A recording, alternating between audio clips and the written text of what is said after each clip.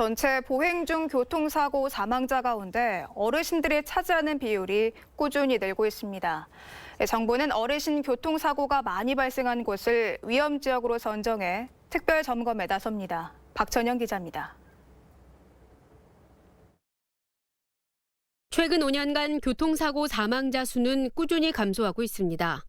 하지만 2014년 보행자 교통사고 사망자 가운데 48%를 차지했던 어르신 보행자 사망자 수는 점차 증가해 지난해 56.6%까지 올랐습니다.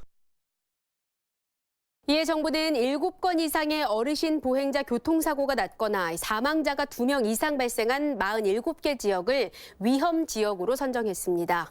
15건의 노인 보행자 교통사고가 발생한 부산 서면역 주변과 13건의 교통사고가 나 1명이 사망한 서울 청량리역 주변 등이 포함됐는데요.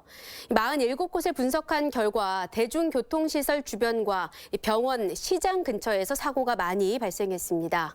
정부는 해당 지역의 관계기관 합동 특별 점검을 벌이는데요. 현장 점검을 통해 구조적으로 문제가 없는지 살펴보고 문제점은 빠르게 개선될 수 있도록 지원한다는 방침입니다.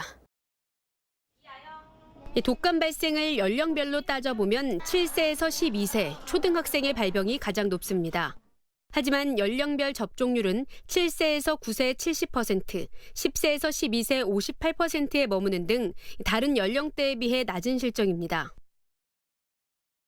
유치원생과 초등학생들의 예방 접종률을 높여야겠죠. 이에 정부가 2주간 어린이 독감 예방접종 집중 주간을 운영합니다. 캠페인 기간에 미접종자에 대해선 접종 일정 안내 문자가 발송되고 학교에서도 학부모 학생에게 안내할 예정인데요. 이 접종은 주소지 상관없이 지정 의료기관에서 무료로 가능합니다. 예방접종은 보호자가 함께 가야 하지만 부득이한 경우라면 예방접종 시행 동의서와 예방접종 예진표를 어린이가 지참해 혼자 병원에 가도 접종할 수 있습니다. 서식은 예방접종 도우미 홈페이지에서 내려받을 수 있는데요.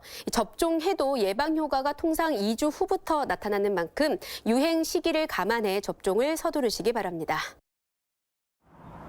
정부는 기초생활수급자와 차상위 계층, 소외계층 등에 매년 연탄 쿠폰을 지급하고 있습니다. 저소득층 연탄 사용 가구의 난방비 부담을 절감하는 취지로 지난 2007년부터 시행됐습니다. 지난 여름 각 지자체에서 신청을 받았고 올해 총 6만 가구가 연탄 쿠폰을 수령할 예정입니다. 가구당 지원 금액은 40만 6천 원인데요. 이르면 23일, 늦어도 이달 말에는 연탄 쿠폰 수령이 가능할 예정입니다. 이는 부쩍 쌀쌀해진 날씨에 예년보다 한 달 이상 앞당겨져 배부되는 겁니다. 보다 자세한 내용은 주소지 관할 주민센터와 한국광해관리공단 연탄 지원실로 문의하면 됩니다. 지금까지 더 뉴스 전해드렸습니다.